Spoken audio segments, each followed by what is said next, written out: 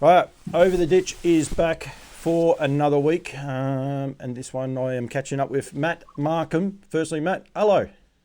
G'day, Paul. How are we? Nice to be joining you. Very well, thank you for joining me. I really appreciate it. You've got the daylight out. Over here, it's still very dark. This daylight savings is no good for anyone for the first couple of weeks, is it?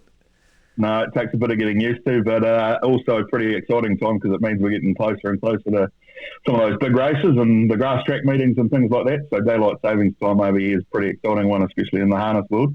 Say about the racing and what is coming up, and there's a couple of really exciting horses stepping back out. We'll give a teaser. Auckland, the fields have already been done, and it's great to see Bolt for Brilliance in there making his return, and I would imagine that's ahead of schedule because I thought they said he was out for 12 months. That was New Zealand Cup time, so he's a chance of getting back for the New Zealand Cup this year by the looks. Yeah, so it'll be interesting to see how 40 is. We know what Tony's like. He'll have him pretty well screwed down, but can't beat race fitness. So we're going to get a pretty good line on where he is going towards potentially races like the Dominion. He's obviously still on those markets and things like that, but long way still to go to get to there. But exciting to see him back on track because there was that point there where we did wonder whether we would actually get him back. And he's such a great open class trotter that he just adds a little bit of spice to those Group Ones if we can get him there. And hopefully he returns in fine fettle on this Friday night because we need that. We need that North Island boost to get some of these trotters down to Canterbury, hopefully competing in the second week of November. Yeah, and then even longer term, because I know they were targeting the Great Southern Star with him in February here in Australia, and as well as that is Muscle Mountain. So there could be this huge build-up for New Zealand racing and the likes.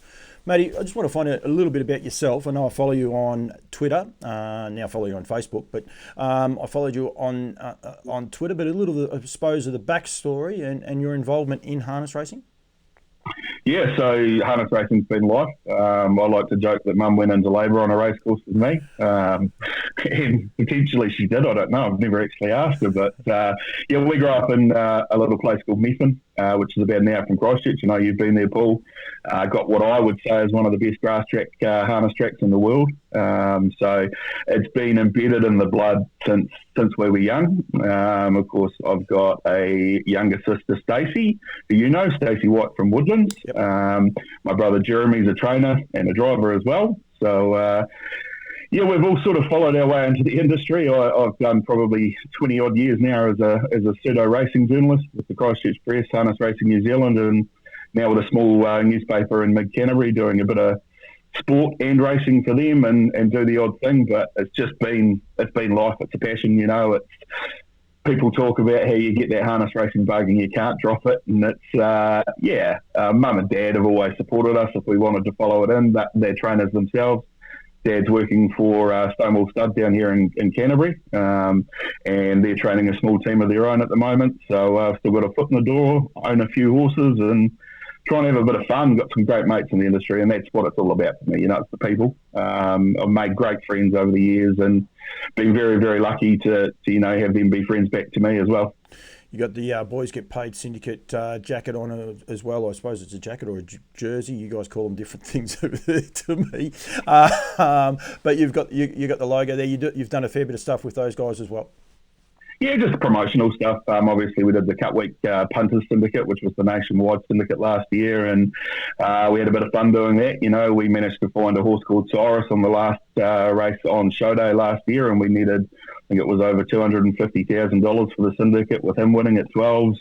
They're a great movement over here because they're engaging a whole heap of people that we've never got into racing. They throw these national syndicates on and people throw $5 in, but then all of a sudden they're throwing $25-$30 in at the races themselves because they're following us in. So it's a great way to get people involved, get people betting, because obviously at the end of the day we need that betting money. So full credit to them. They do a great job, and it's a bit of a privilege to be able to do a little bit of stuff for them because they've got such a wide following here in New Zealand.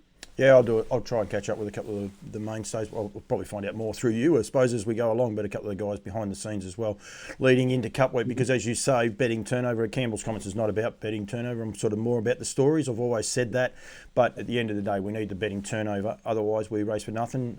You've also now got Entain coming on board, bringing a whole new different demographic, if you like. So it's pretty exciting times, full stop, in New Zealand, isn't it? Yeah, it is. And, Entain, I think, are just going to lift the bar remarkably over here. There's talk already, they're setting up racing syndicates. We're seeing money pumped back into the industry. We've seen stake levels go up in the last couple of months thanks to, that initial payment from the sale and things. So I think the next 12 to 18 months are really going to shape the industry for the next decade, at least, and further forward. So hopefully we're in a really good position going forward, and everything that I'm seeing at the moment suggests that, yeah, we are going to be. So we've just got to keep that racing quality and the content quality, and, and it's through, work like you do, that promotes that and gets people involved and gets people invested. So, yeah, exciting times ahead. And there's a couple of little things working behind the scenes with a few people like yourself, names that people probably aren't normally associating with Harness Racing New Zealand and that going forward. So pretty exciting. It's a bit of a watch this space, if you like, of HRNZ. Yeah, there is. I know there's a couple of things that I'm lucky enough to be potentially involved with going forward, and we're going to have a bit of fun with them, but it's just about more content and, more conversations and getting that harness racing word out there as far and as wide as we possibly can. We might even take this show live from time to time, especially leading up to some of these big races. It'd be a bit of breakfast radio, if you like, or TV for people over there. It's an interesting thing. Any of the Aussies watching, you guys don't have a dedicated racing radio station. Yeah, that's what I was trying to get out over there, which we're fortunate enough here in Australia. We have one in each state. You guys in New Zealand don't have one at all outside of SEN and what they do, but they are a sports show, I suppose, full stop, aren't they?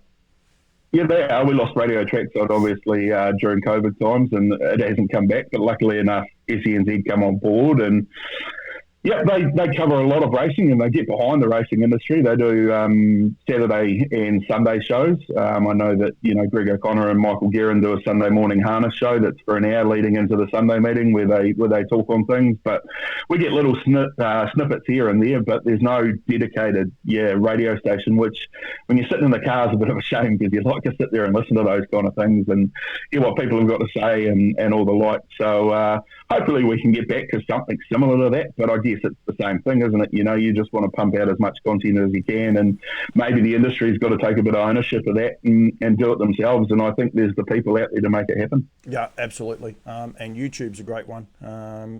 Most people watch this on Facebook, but I encourage people to get on YouTube. I've been doing some stuff with the Americans racing just recently, and the beauty of YouTube when you're working horses at this hour of the morning is you can stick your phone in your pocket, put a headphone in your one ear, and go around. I don't know if you're allowed to do that in New Zealand. You're sort of not allowed to do it in Australia either, but you can go around and just listen.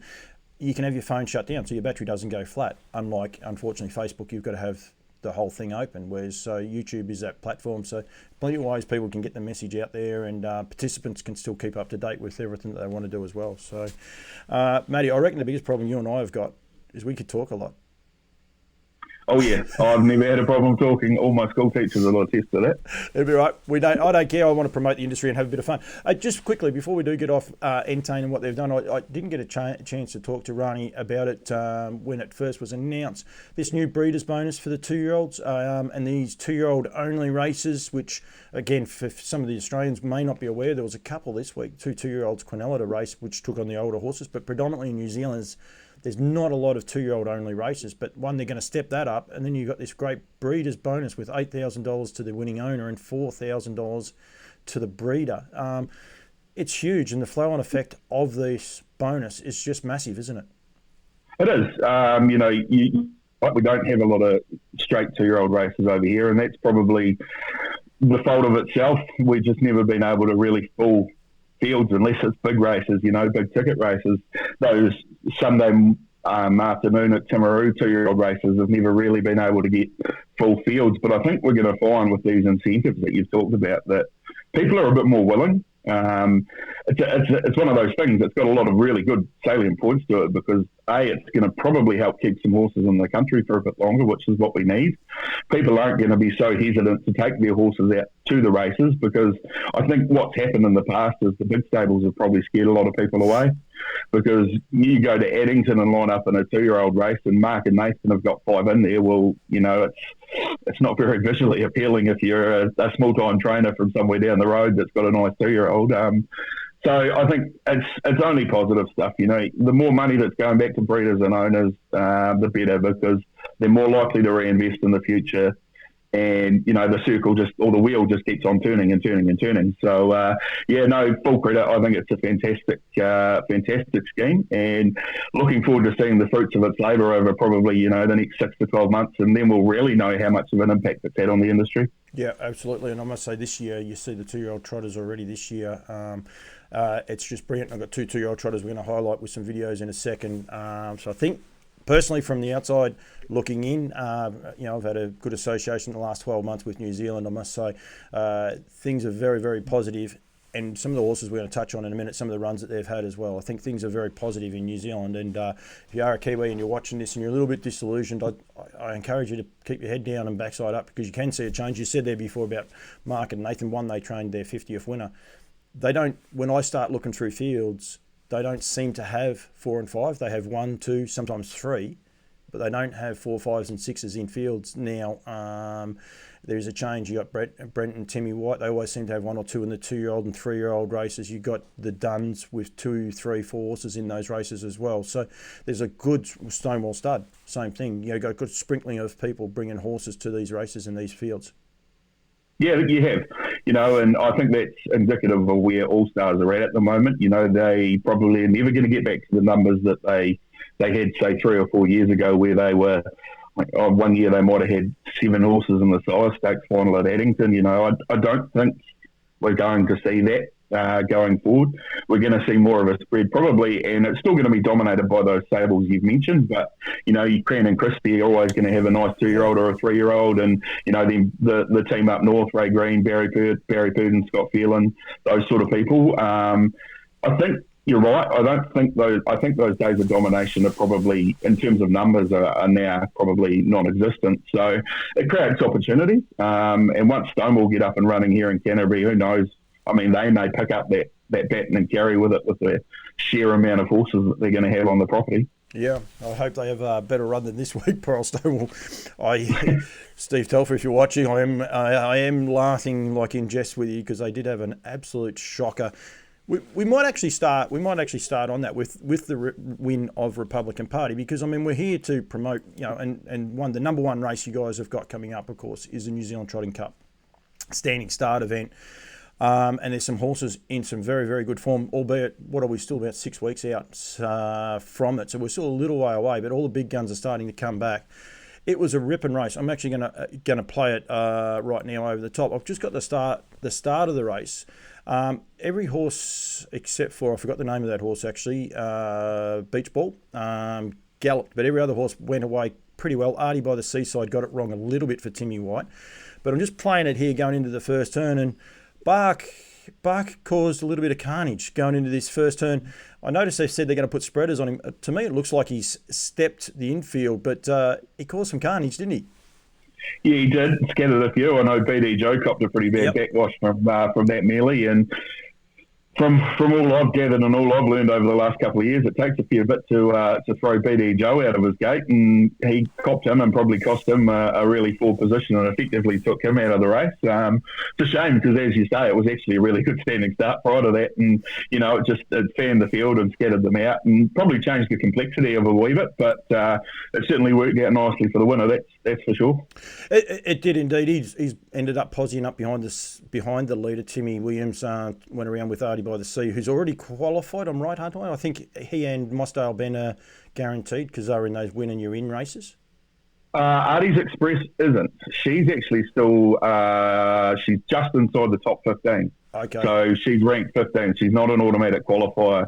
Top 3 out of that race on Friday night, automatic qualifiers. So McAndrew Aviator comes right in, which will actually push Artie's Express out. I know that Team Telford were looking at using last Friday night as the race to decide whether to press on with Arties Express towards the Cup or turn their attention towards, races like the Junior Free-for-All and the Mayor's race on Cup Week. So haven't heard or read anything, but it'll be interesting to see what comes out of the wash from that, because she was okay without being as good as what I thought she'd be. No, absolutely. I'll just skip this forward to about the 600 metre mark when everything starts to hot up. Obviously, Akuta was good. They would have to have been wrapped with him first up, I would have thought. Self Assured was okay.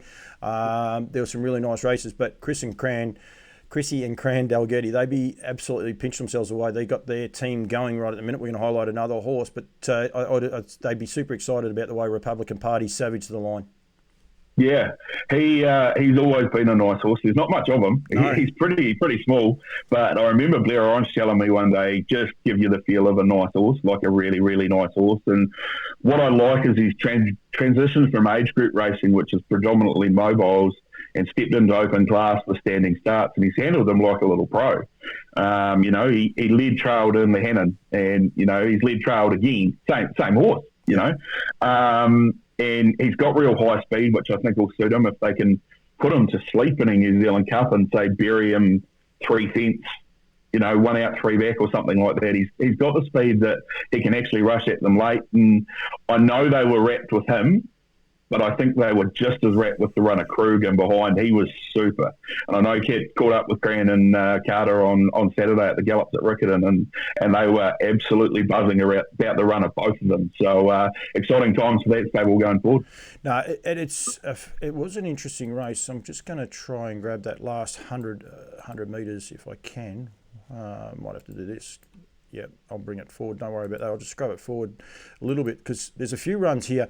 Mossdale Ben, Greg and Nina would be pinching. He's already in. He can't not get in. And the way he found the line, albeit 5 back the fence, you just got to go back and watch. Ben sort of lift the rein at one stage, and then he just had to sit there and hang on. Even Buck for the Duns was terrific after that misdemeanour. And as you said there, McAndrew, and it's a shocking name, McAndrew Aviator. There's a lot of really good runs. And when you think we're still 6 weeks out, a lot of horses still getting very, very fit. Yeah, Mossdale being, he would have to be the most improved horse in New Zealand this season. He came into the mix at the start of the campaign and he won a Koorau Cup, which is held at Oamaru late August. And I thought, you've come back as a real nice horse. And you sort of start trying to place horses and see where they're going to go. And I'm going, really nice junior free-for-all horse. And then he's gone to Addington and he's won an automatic qualifier. And then he's gone super races since through. He's not the worst knockout chance for a top 4 finish in the Cup, the way he's going, if they maintain that. His sectionals are just mind-blowing. And they've got him absolutely flying. And we know Greg and Nina are great conditioners of horses. They're great for getting a horse to the big occasions. So it's going to be exciting to see how he goes going forward, because he's in a really, really good space at the moment. He is. And, and they've got a little way to keep him going that well. But I agree with you. I think he's not the novelty you win and you're in a race series and he's going to be 150 to 1. There's no way known he'll start those odds. He'll be thereabouts. And on that run, then to me, he showed a horse that's going to finish off very, very well. We'll stick with the Dalgettis. I'd be interested if they gave you any feedback on Coney Island Lou after his impressive win. 2 on the bounce now. There's a horse going forward, isn't he? A 3-year-old.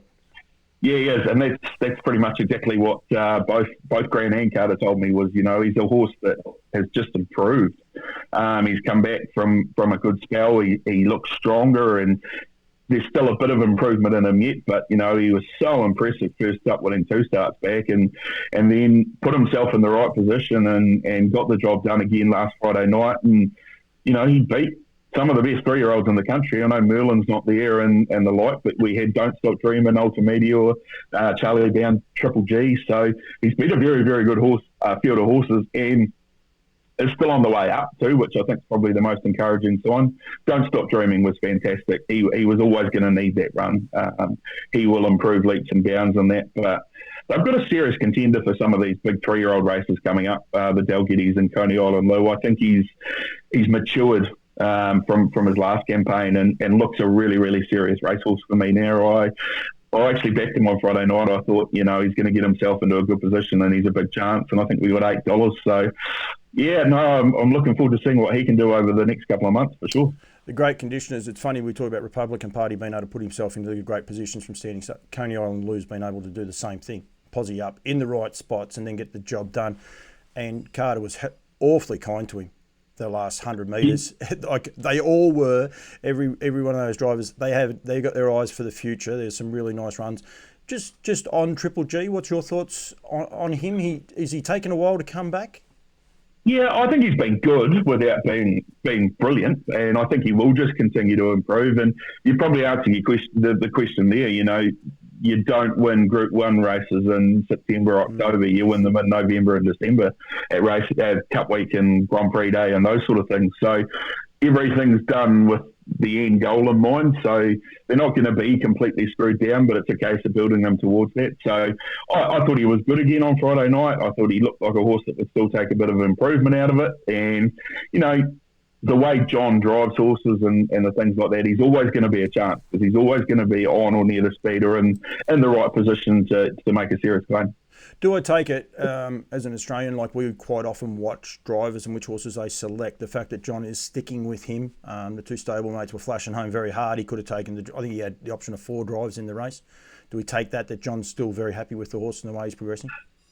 Yeah, in most cases, there is the odd one where I see him jump on one and go, okay, you want to try and get a feel or sort something out with that horse. But, they're lucky in the fact they've got a breed to drivers that they can call on that, can step into the void. Timmy Winnie, Stonewall doesn't have one in. Gavin Smith, Corbin Newman's there obviously as well, the stable junior. So I think I always take a lead from what John chooses. That's always a pretty good sign on where he thinks the chances are at. Yep, absolutely.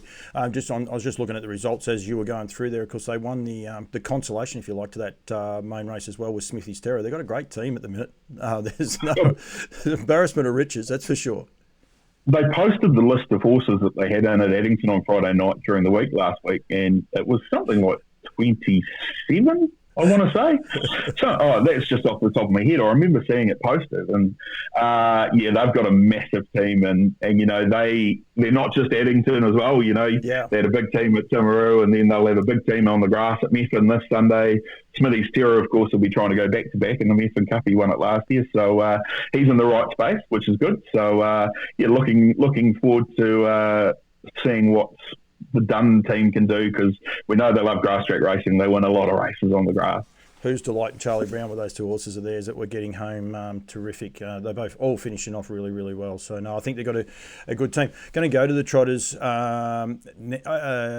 will, because the next 3 races I wanted to highlight were trot races. Actually, we might do a left of field one just to throw you under the bus a little bit with Nazareth while we're on the Duns and we talk about their strength of their team. Yeah, this is a horse, he won the Derby last year. He doesn't get spoken about all that highly. I love him because here's this horse that wants to find the line. There's no way known he's going to win here. His last 50 metres is just massive. He knows where the winning post is. He did it in the Derby. He done it here again. He's a horse with a future, I think. Oh, 100%. And I think, this is a bit of a transitional season for him. He is nominated for the Dominion Handicap. I think Friday night's win, he was 15th, I think. So he was in the field before Friday night's win. So I would expect that he might jump forward maybe 1 or 2 places off the back of that on the rankings list. Great follower of speed. And the harder they go and the quieter run he has, the quicker he's going to come home. The horse that he ran past, Harold Smith's a very, very good horse. He looked like he was going to jog to victory, Harold Smith, but Nazareth just come a little bit too quick for him. So the wheel and they just keep producing these trotters, the Duns, that, go on and do a really, really good job. And it just continues. We've gone from Sunday Sun and they've got, Nazareth and Sunny Sister and Artie by the Hill, who's been fantastic so far through the campaign. So no surprise. Johnny is very, very good with the trotter. Yep. Very good. Probably underrated in that sense a little bit. So doesn't surprise me, but they've got another nice one on their hands. Absolutely. Tommy Baggery, he did run second there, but he's got a nice team of small trotters too, doing a good job, I must say. So, Got a great mop of hair too, Tommy. So as a ball man, I always quite get impressed. I think one of the pin-up horses going forward, we spoke there before about Bolt for Brilliance. You said about Sunday's Sun. You lose a horse like him out of your fast class ranks, and you think, oh, that might be a little bit of a drop away. The fast class trotting ranks in New Zealand are just enormous at the minute. But this bloke, I think anyway, Muscle Mountain, just trying to find his video, has to be the pin-up horse for mine for the trotters going forward this year. Oh, he is. He was so often the bridesmaid to Sunday's Sun. I mean, you'll remember that Dominion Handicap battle last year that was just one of the greatest races I think I've ever seen in New Zealand. But he's come back well. I thought the first up run was good. You could tell he blew out of condition late. And then Ben's driven him quiet last week and showed us that high speed that we hadn't seen for a while coming off the back of one. And he looked really, really good doing it too. So it's going to take something pretty special for him to be beaten, or he's got to beat himself, which we know he can do from time to time, but he seems a lot happier on the unruly from the standing start. So that's a good sign going forward to the Dominion. And, he's almost unbackable odds to win a Dominion handicap, and he probably deserves to be in that space too. I'm very fortunate in my job. I get to travel and see a lot of races. Leap to fame at Tamworth, of all places, in a Breeders' Challenge heat when he went 154 around a dog track. And then that Dominion handicap, I don't think I've seen a better race. And then also afterwards, the conduct of people. I said there that Natalie ran up and gave Ben a big cuddle afterwards and said, well done, because it was a brilliant drive to run second. That was definitely one of the highlight races of the season. The thing about Muscle Mountain, he's a big horse. He looks overgrown. He's got tactical high speed. He can work to the front. He can settle outside of them. He's sort of got everything. He's not one-dimensional that he has to be in front and bowling along and run the others off their legs, if you like. He can be that horse that he can do anything by the looks of him if he behaves. Yeah.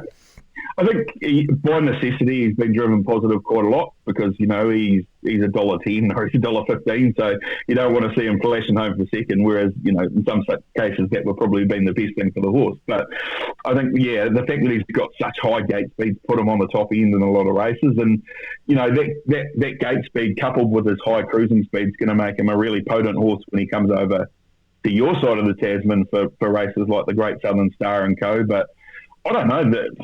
Is Australia the last stop? Could you press on with them?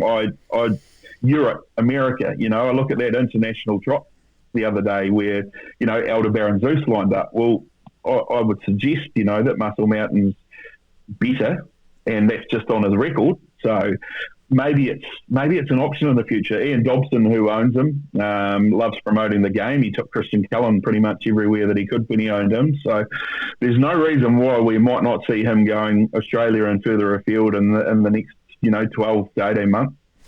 To settle an argument, and I'm not I possibly think he's a better horse as well. He's the equal of Aldebaran Zeus, who ran fifth in the international in Yonkers. Just believe what he was able to do over there. Hopefully they are thinking about it, and hopefully some more people are as well, because I think it's super exciting, and we'll see some of the other trotters over here. I know there's talks of Queen Alida, potentially, another Kiwi horse as well, that the Elite Lop is well and truly on her radar as well. So I hopefully they are thinking about it, because what was it? Is it the Rowe Cup that was Auckland Cup time? If anyone goes back and watches Muscles Mountain's run in that, and he jumped offside going the wrong way, but that was a phenomenal fourth. It's as good a fourth as you'll see anywhere. So I think he is a very good horse. A couple of beaten brigades. Majestic Man just continues to do the job done.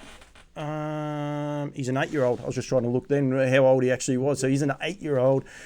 He was very, very good. Artie by the Hill, again, found the line terrific. He seems a little bit of a blowout chance for any of those big races with the right run, Artie by the Hill.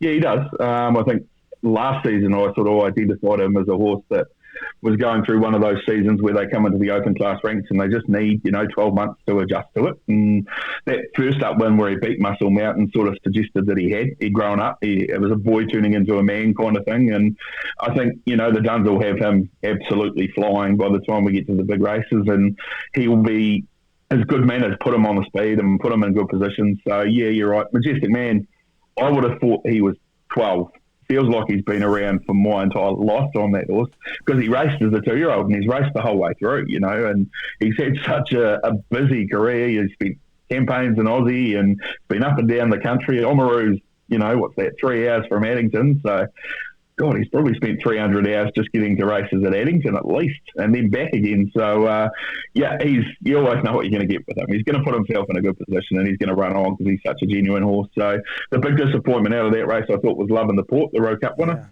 Had to sit part, which I don't know if it's his go. I think he might be better coming off the back of one, because we know he's quite quick. I think the Dominion Handicap's going to be a really good race for him.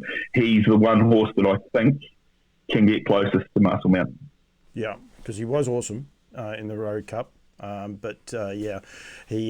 was wondering that. That was one of my questions. The other question I have got while we're on the Williamson team, just your thoughts. I mean, you don't know, neither of us know, but both Majestic Man and Love in the Port entered for the Inter-Dominion.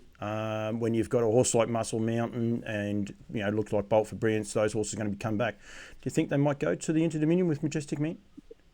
They've never been afraid to, throw caution to the wind and throw him on a plane and go over in the past. So if the horse is fit and healthy, we know that he's often gone some of his best races over in Australia. So I wouldn't say it's completely out of the realms of possibility, but you probably got to get through, the next couple of months and then sit down and reassess it. It's possible, but I guess it all depends on what happens over the next 2 months. I was wondering whether they might switch to an Inter-Dominion style campaign with him, maybe step away when they can from those better, harder races and that going forward. So, because for mine, he looks a horse, as you said, loves a tough race and can do it anyway, which he's going to have to do around Albion Park because it is a tricky track. So, we're in trouble because we definitely can talk for a long time. People got to make more than one cup of coffee. I made myself a cup of coffee and went there, no worries at all. I don't care, because there is no timeline on Campbell's comments, and this is what we want to do, and we're going to try and grow this going forward, Matty, so don't worry at all. We'll have good, robust discussions about a few things. 2-year-old trotter, I want to highlight Princess Sadie. Don't worry about the way that I sent you the notes and how I spelt it, but this is another of the Williamsons, Matty Williamson. 2 starts, 2 wins, this filly by Father Patrick, doing an awesome job. Just looks a real little try, a real little winner. Yeah, she's the muscle sass that Father Patrick will talk about in a little bit, I think. Yeah. She, the word had been out for her that she was a reasonably talented little trotter. She's actually, her dam Shellseeker is a half sister to Group 1 winner Shimon, who you'll remember, Kevin Townley, Dexter Dunn. I think he won 19 races. So there's a bit of breeding there. It goes back to a really good trotting filly called Solar Fire, who won a few Group 1s, or probably before Adam was a Boy Scout. But the word had been out about this trotter of Maddie's for a while, and you could tell that Maddie had a bit of an opinion, because he usually looks after his debutantes, but he was up and he was off the fence and he was parked and he was serving it up to Mark Purden, and Mark sort of looked at Maddie, and Maddie didn't look across at him at all, and you sort of thought, Maddie might have him here, and, very, very nice horse. Going to go on and do a really good job, and you mentioned it before, we've got a great crop of 2-year-old trotters over here at the moment. It's really exciting. It is indeed. Look to the Stars was good. There was a couple of nice runs right through it. Poor old Regan Todd, if we'd have been doing this 2 weeks ago, we'd have been singing his praises, but the highs and lows of training trotters, isn't it? Yeah, it comes in ebbs and flows, and you never quite know what you're going to get, especially when there are 2-year-olds and there's not a lot of experience at the board. But he seems to have a nice bunch of 2-year-old trotters as well. Reggie, that horse a couple of weeks ago, the tactical landing horse, but unfortunately this week that didn't come to fruition. But I think it's exciting, and I reckon I want people to start watching them and keeping an eye on them. We'll stay with the 2-year-old trotters, because you're right. I got the ones, I got them back to front. I've just got to find where she is. Paramount Kiwi was a horse that I was thinking about for Matty White. It's had 2 starts now for 2 wins. Just got there at its first start. This was brilliant. This was a brilliant win. It was just, and it made everyone sit up and say, wow, this horse could be the real deal. Yeah, and we'll see it coming down to Christchurch for some of those big races later on. Like, you don't win by 12 lengths unless you're a very, very good horse. And it's great to see Maddie with a good horse, because Maddie's one of the good guys of the harness racing industry over here. You throw that term around pretty loosely sometimes, but he's a really genuine bloke, and a bit like Matty Williamson's trotter. This one's got some breeding too. I mean, it's a half to Paramount Gigi and Paramount King, who, multiple Group 1 winners. I think it's actually the last foal out of the mare, Paramount Star. So she was a fantastic performer for, John and Josh Dickey. And it's nice to see that family line continue. And the last one looks pretty special too. So, yeah, there's a lot ahead for that one. The sectionals in the last half, 59.5 and 29.4, they're very, very good. But when you put that on top of the mile rate of 159.6, and I know technically they're 3-year-olds, they are still 2-year-old trotters, but she done it effortlessly. Yeah. That's the scary part about that filly. She definitely could have gone easily a second quicker, I would have thought, going forward. So she's super exciting. Dreams, Pat, Florence, the Machine, both very nice horses. They did a good job. Probably trotted their 2-1, 2-2s, which would win any other year. But, very nice horse to keep an eye on. That is Paramount Queen. And exciting to hear that he is going to travel her to Christchurch because, I got to meet Maddie for the first time at Grins. Just as a small team of horses, but very passionate young man, and really keen for the industry to survive and go forward as well. So, and a good driver. Underrated driver, actually. Probably one of the most underrated drivers in the country, I think, Matty White. Doesn't get a whole heap of opportunities like some of the other guys, but when he does, he generally makes the most of them. No, absolutely. Zach Butcher had a huge night, four wins. I was going to grab an interview with him, but I thought I might leave it. We might grab him in a week or two. We'll be able to see.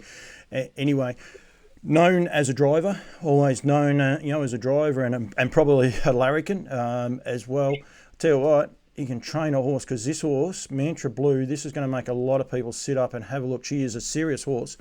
You've got to watch. If I only showed you the last lap of this horse, it doesn't do her justice. I've actually got him coming out of the gate. It looked like everyone was going to work well, Matty. It looked like he was going to posse up outside the leader. He was just going to slowly work forward and probably dictate the race, if you like. It just goes pear-shaped in about 3 or 4 strides here off the video.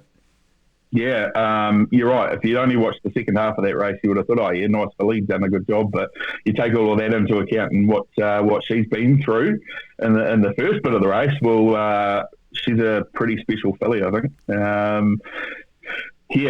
Unfortunately, there's a very, very special filly in the crop. So she's going to have to be very, very good if she wants to beat her. And, of course, we're talking Millwood Nike, who returns on Friday night to Addington. He's a very, very good horseman, but he's got the last name Butcher, so you'd expect that. It just goes with the surname, really. You've got that name, you're going to be a good horse person. I was having a look at his stats. He's had 120 starters for the races there.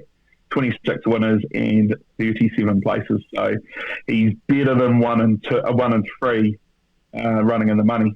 So that's pretty good. 1 and 2, sorry, bad maths. God, words are my thing, not maths. And he's got this filly's exceptional, I think. And she's probably the closest thing I've seen to being able to test Millwood Nike without really putting the effort on her. So be interested to see the path she takes now going forward and where they meet those two fillies because they've both got a bit of X factor about them.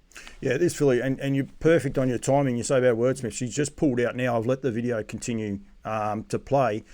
She pulls out, she gets shoved 4 deep.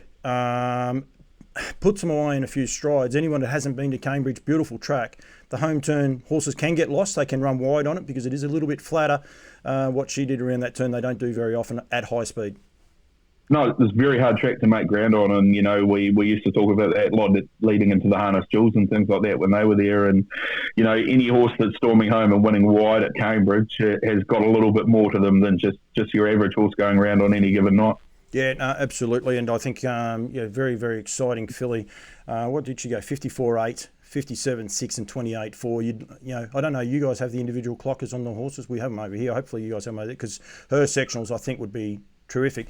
The worst one, Matty, doesn't do her justice because she's galloped after the mile, if you like, and lost that ground and then caught it up. Her times are going to be the same as all the other horses. It would be awesome just to see that individual burst of speed that she showed to get back onto the field and, just what she was able to do. But, she was awesome. And I think definitely one of the main highlights for the week just gone. Was there anything else out of it? We had grass track racing and the likes. Was there anything else you wanted to highlight? No, the only probably other thing worth mentioning was Sarah O'Reilly notching up 250. Of course, she's our leading junior driver over here and about to shoot for a third national junior drivers championship this week.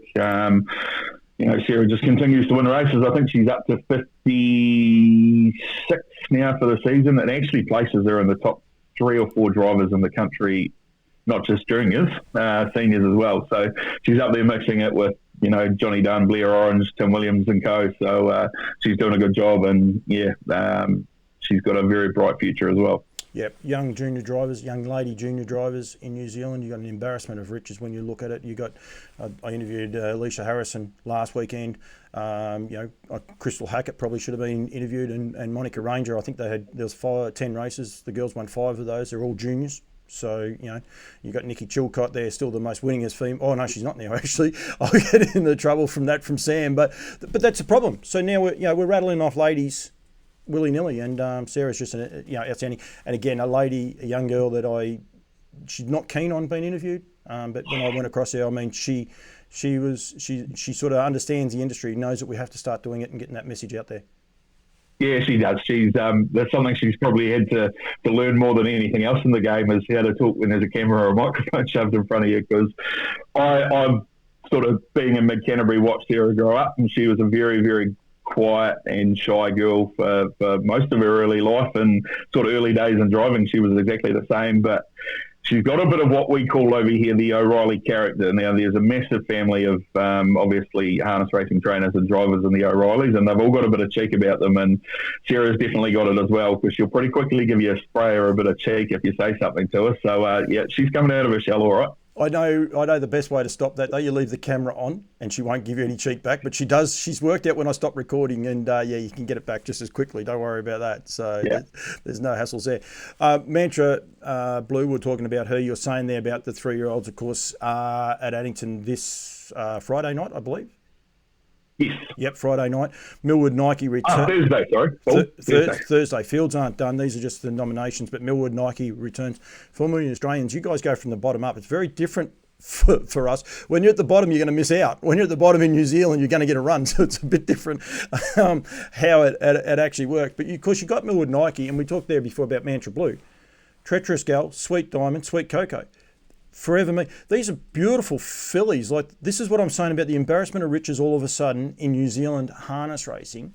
Millwood Nike, the pin-up girl, rightfully so. What you got, $560,000 in stakes. I mean, she's unbeaten at 19 starts. Am I right? 19, yeah. Yeah. I didn't have that one up. That was pulled out of the head. But like, no, 14. 14, is it? Sorry. So 19 might be a record then, I think. If she passes 18 or something. I think I saw Mickey Gurin wrote something one day, and there's no reason to say she wouldn't do it. But Treacherous Girl, Sweet Diamond, you got Mantra Blue. The 3-year-old fillies, the depth in New Zealand at the minute is scary and great for the industry. Yeah, it is. There's some real depth there. We haven't even talked about a winner on Friday night at Addington who lined up in a mares race, Artie by the Seaside, who is another very, very good 3-year-old filly. She's beating older horses at the moment and will drop back into her own age group at some point. So there's a lot of depth there. And you say depth because I think Millwood Nike is potentially one of the best female pacers we've seen on this side of the Tasman. She's just got something about her. Yep. She looked like a 4-year-old mare when she was a 2-year-old filly, and she raced like that as well. And yeah, it's hard to see her getting beaten if she comes back. She's had a trial at Addington and she looked super winning it too. She was untested. So they're always vulnerable first up, but she's got a bit of quality about her that probably a few others haven't. So I think she'll step out on a winning note on Thursday night.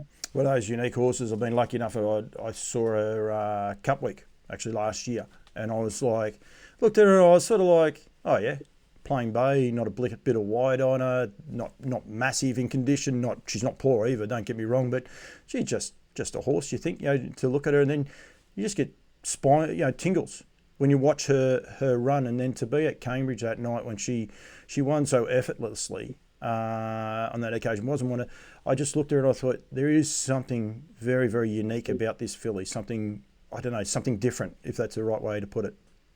Yeah, and we all talked about that, when she was going through her 2-year-old campaign and winning them in a row. And there was a lot of conversation about, she walks out onto a track and it's like she grows a hand and a half, and she becomes all bulky, and she did. She genuinely looked like a 4-year-old mare as a 2-year-old filly, which is pretty rare. You don't see that very often, but she's got such a great way of going. She covers the ground so well, and there's push button speed there as well as that staying power. So she's got that all round game. So exciting to have her back on track this week. No, it is indeed. There is a couple other races. I'll just throw this one up. The Dancing in the Dark M, Southern Trotting Oaks, goes down to, I'm going to say, Invercargill. Is that where they are racing? Down south anyway. I do know that one. It's northern south one, so it'll be down that way. Yep. Invercargill. Great field of 3-year-old trotting fillies going around. That race is at 5:58. Sorry, your time, which is just before 4 o'clock here Australian time. But good field. See Isolate returning, Walking on Sunshine, Crackling, another nice horse, Aurora Kenny, Denikin. It's quite funny actually. I used to have a mare in Australia called Denikin, spelled exactly the same way it was too. But this is a trotter who's quite capable too for Alex Milne. It's good field. Yeah, it is. Walking on Sunshine obviously has all the form on the board. Of course, she was beaten last start by Isolate, who, on what it did fresh up, and unsurprising given it's a Phil Williamson trotter, would have been ready, but could be in for a really, really good season. She was outstanding. But yeah, could we race that for a Friday afternoon at Invercargill, and of course with the junior driver champs, which head down there as well. Yep, absolutely. So that is a meeting, and then you go Friday night. So this is, like I say, sometimes you take for granted what you've got. But at Auckland, we spoke there before about Bolt for Brilliance stepping out, but I'm just trying to find the race as I go through it. But you've got Copy That and Old Town Road, Hooray Henry, Nicholas Cage. We talk about Maddie White, Nicholas Cage, who was well supported first up, unfortunately got it wrong as well. Another high class horse. People say that there's not the depth in the races. All of a sudden, you've got 8 horses. Copy That's proven to be beatable this time in, whether that's just fitness and form. But some really, really good race and real positivity for harness racing, full stop. Yeah, there is. I mean, that we raced the Home CG, they call it, named after one of our great war horses. It's got a lot of aspects to it, that race. Fernley Cash was so good the other night when it beat Copy That and Co. I just jogged through the line, and at least she is getting on with that horse really well. Whispering Artist was one of the best mares in the country at one point there. She was flying, so she's fresh up. But yeah, you think you go through and you've got Bolt for Brilliance and all cashed up and stuff as well. So good racing across the board, because then of course we go group racing on the grass at Methven on Sunday as well. So busy but exciting weekend. Group racing at Methven. Yeah, the Methven Cup's a Group 3, $40,000 grass track feature. And, it's part of the key lead up towards the New Zealand Trotting Cup. It counts as part of the rankings. So probably not the field we thought we were going to get, but you have also got, the likes of Anything Goes and Co in there. Franco Indy, who's been very good in 2 starts back, he's there. So looking forward to what will be another great instalment, I'm sure, of the 3,000 metre grass track feature on Sunday. Just for the Aussies, this is only noms again. We've got 3 runners underneath outside race conditions. They will get a run in that field. It doesn't mean they don't get a run, but it's more or less that if a horse has got the right qualifications, they get a start before those horses. Mwanga for Regan Todd, it is a must-watch after last week. It was one very, very unlucky horse. I said before about Reggie's team and how it is going.